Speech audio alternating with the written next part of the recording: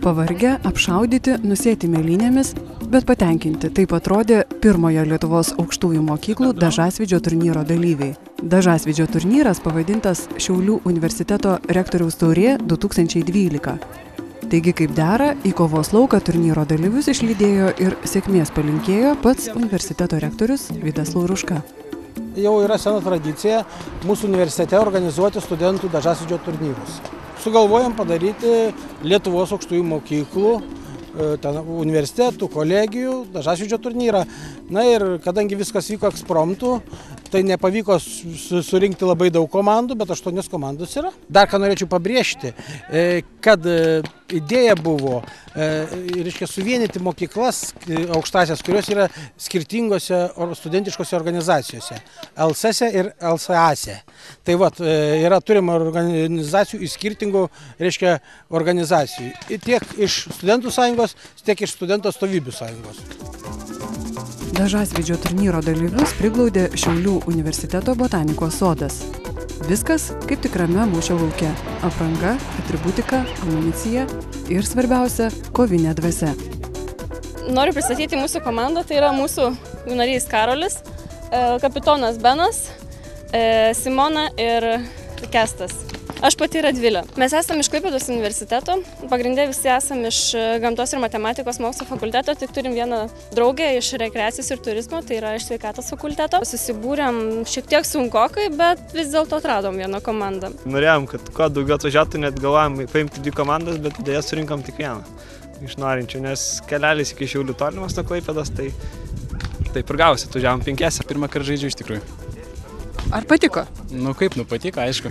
Tai komandinis žaidimas, artimiau susipažįsti savo komandos draugais. Įdomu iš tikrųjų. Kas svarbiausia žaidžiant dažasvydį? Manau, kad komandinis darbas, nes vis dėlto čia ne vienas žmogus žaidžia ir kaip žinom, jog karys vienas, ne lauke ne karys. Dar taiklumas labai svarbu yra komandiniam darbui, nes nemokėsi šaudyti, nepataikysi kitą komandą. Yra tekę šaudyti anksčiau?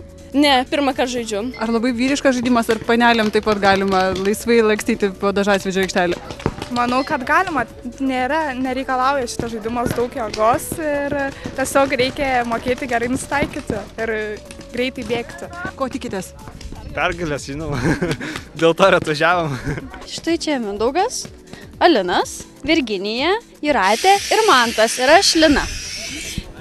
Mes esame Šiaulių valstybinės kolegijos, verslo ir technologijų fakultetų studentų atstovybės nariai. Tai ir todėl mes susibūrėme, nes mes viena komanda ir visur eisime kartu. Tai nerinkot, kas geriau šaudo, kas geriau bėga? Ne, čia daugumoje, tai čia, kaip suprantu, pirmą kartą. Kaip išeina, taip. Stengiamės ir tiek. 2 žaidimus žaidėme, kol kas pralaimėjome, bet manau pasitemsime. Kas svarbiausia buvo išbėgus aikštelę? Pataikyti priešininkus ir nugalėti. Tikimės gerai praleisti laiką. Aš Richardas iš Šiaulių universiteto, technologijos fakulteto.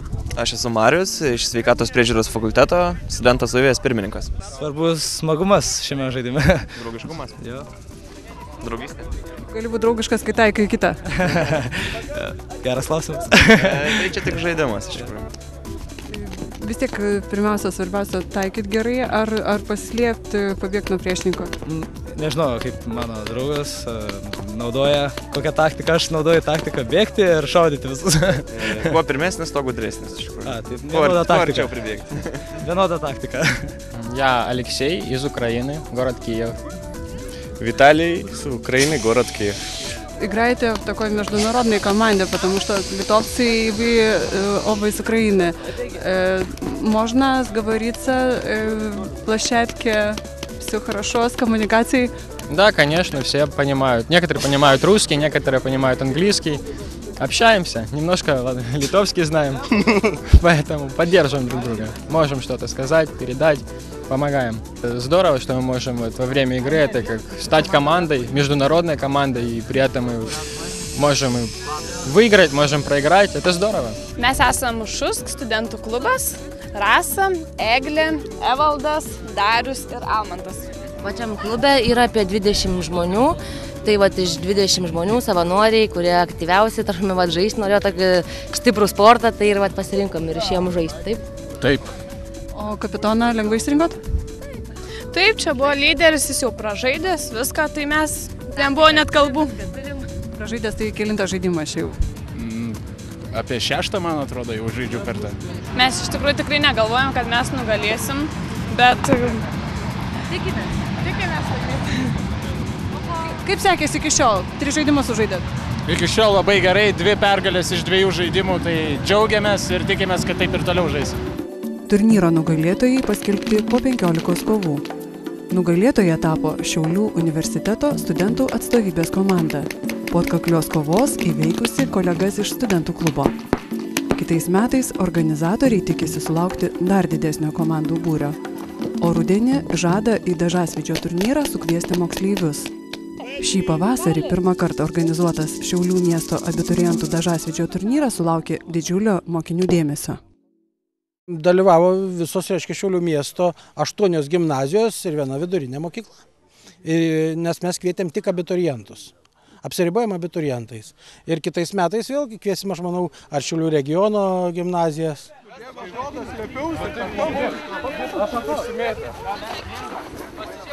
Visai lietas saugojo tos pusės. Neapsimojau.